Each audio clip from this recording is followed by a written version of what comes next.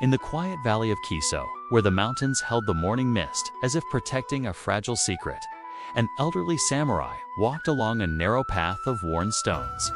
His name was Sora. His hair was white. His eyes were calm.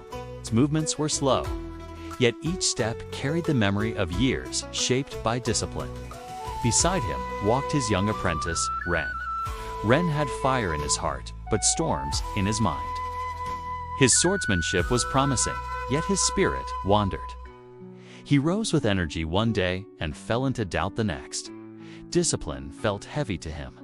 He believed he needed motivation to act, and when motivation faded, he felt lost. Sora knew this struggle. He had seen it in many students. He had once lived inside that same conflict. The path of the warrior was not shaped by strength alone. It was shaped by how one shaped their own mind. As the two walked, the sound of a distant waterfall echoed through the valley. Sora stopped near an old camphor tree. Its trunk was worn. Its roots held tightly to the earth. Its branches reached upward with quiet confidence. Sora raised his hand and touched the bark. "Ren," he said, "tell me why you struggle to keep your practice steady." Ren lowered his head. "Master, I begin with determination. I train with everything I have. But my discipline fades. My mind feels scattered. I cannot control it. I do not know how to change it." Sora nodded. He motioned for Ren to sit. The wind gently moved through the leaves. The valley was silent, except for the soft breath of nature. "Look at this tree," Sora said. "It does not ask to grow. It grows because growth is its nature. It follows its pattern every day. It does not rise tall through desire. It rises tall through repetition." Ren looked at the tree. Its quiet strength felt different from the heroic stories he had grown up hearing. It was simple. Yet something about its endurance spoke to him. Sora continued. "A mind without discipline is like a sword without a sheath. It cuts the one who holds it. To change your life, you must change what your mind expects of you." Ren listened. The words settled into him with slow weight. Sora stood and offered a final thought before they walked again. "You do not need to feel ready to act. You only need to act until action becomes who you are." The sun rose higher. The mist began to lift. The valley revealed its full clarity. Ren felt something shift.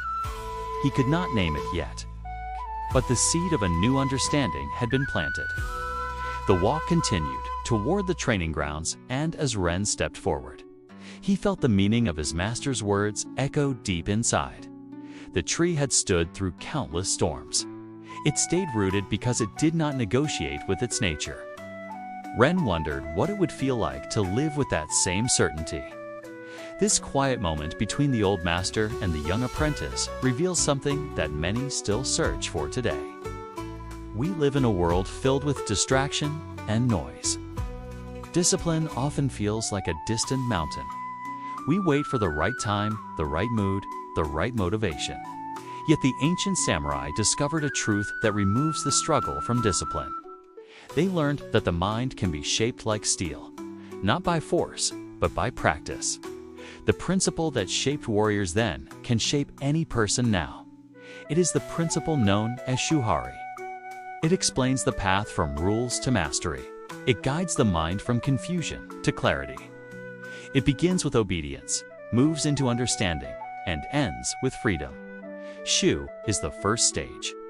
It means to obey, to protect, to follow the form exactly as it is given. The samurai began by repeating the basics each day. They did not question them. They did not search for new techniques. They honored the form until the form entered their bones. In modern life, Shu reflects the early stage of building discipline. It is the stage where you follow your chosen routine with full commitment. There is no need for creativity, only repetition. Imagine a person who wants to develop the habit of reading. They do not wait for inspiration. They read for 10 minutes every morning, even when tired, even when busy. At this stage, the goal is not to master knowledge. The goal is to create the pattern. The second stage is ha, means to break. It is the point where the practitioner begins to understand the deeper reason behind the routine. They see the structure. They see the purpose. They begin to adjust without losing the essence of what they learned. Ha is the point where discipline becomes personal. It shapes itself around your life. It adapts, but it does not weaken. A person who has read consistently for months begins to adjust. They choose books that challenge them. They create notes that help them think. They break from strict repetition, yet the habit stays strong. They no longer force themselves. They move with intention. The final stage is Re. Re means to leave, to transcend, to move beyond the form. This is the point where discipline becomes identity. You no longer try to be disciplined, you simply are. The action feels natural. Your life aligns with your values without effort. The routine does not come from outside, it rises from within. A person who reaches RE does not think about reading every day. They read because it is part of who they are. They do not push themselves. Their mind seeks growth on its own. This is the stage where discipline becomes freedom. Shuhari explains the path of mastery. It shows how the mind rewires itself. It shows how discipline forms, not through strength, but through steady shaping. The samurai did not wake each day looking for motivation. They built lives where action followed naturally from identity. There are several teachings within this principle that can transform how discipline is understood. Each one can shift the mind from struggle to clarity. The first teaching is that repetition shapes identity. The mind is not fixed. It follows the patterns you give it. If you repeat an action every day, the mind begins to see that action as part of your nature. You no longer feel conflict. You no longer fight yourself. You move without hesitation. A simple example is someone who starts to walk for 10 minutes each evening. At first, it feels like effort. After weeks, it feels like a natural part of the day. The identity begins to change. The mind begins to expect the walk. Discipline becomes lighter. The second teaching is that small steps remove resistance. Many people try to begin with large goals. They want dramatic progress. Yet the samurai understood that the mind accepts change more easily when the steps are small. A small step does not trigger resistance. It enters the mind quietly. It forms a stable pattern. Once the pattern is stable, it can expand. A person who wants to meditate may begin with 2 minutes each morning. The action feels simple. The mind does not resist. After months, those 2 minutes can grow to 10. The roots of the habit are strong because they were planted gently. The third teaching is that consistency is more powerful than intensity. A short practice repeated daily changes the mind more deeply than a long practice repeated rarely. The samurai trained with steady rhythm. They understood that the mind grows through regular contact. A person who practices writing for 15 minutes each day becomes a better writer than someone who writes for hours only once in a while. The mind responds to patterns, not to bursts of effort. The fourth teaching is that discipline must survive days of low energy. The samurai trained in snow, rain, and heat. They knew that a warrior who only acts on good days cannot walk the full path. In modern life, this teaching means you act even when you feel dull or distracted. You complete the action in a simpler way, but you complete it. A person who wants to learn a new language may study for 20 minutes each day. On busy days, they study for 5. They still show up. This protects the habit. It protects the identity. It keeps the path unbroken. The fifth teaching is that the mind becomes clearer when you remove negotiation. Many people weaken their discipline by debating with themselves each day. They ask if they should act now or later. This repeated negotiation drains energy. The samurai removed negotiation. They simply acted. This creates peace. A person who decides to go to the gym every evening at a fixed time removes the daily debate. They no longer spend energy choosing. They only follow their chosen pattern. This frees the mind. The sixth teaching is that mastery appears only when you trust the process. The early stages feel slow. They feel unremarkable. This is normal. The samurai did not seek quick results. They trusted that steady practice would shape their skill. In modern life, trust means you do not abandon your routine because progress feels invisible. A person learning to draw may feel no improvement for weeks, but their hand is changing. Their eye is changing.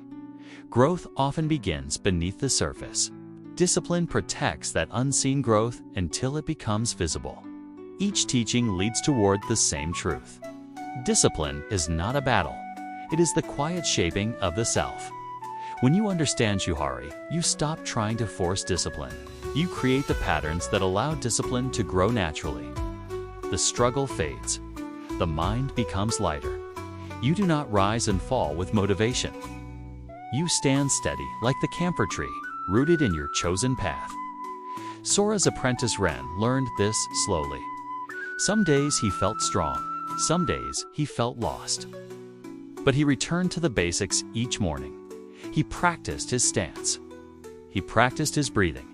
He honored the form. He did not seek perfection. He sought presence. Months passed. His movements grew stable. His strikes grew calm. His mind no longer jumped between desire and doubt. He began to understand that discipline was not something he needed to chase. It was something he needed to become.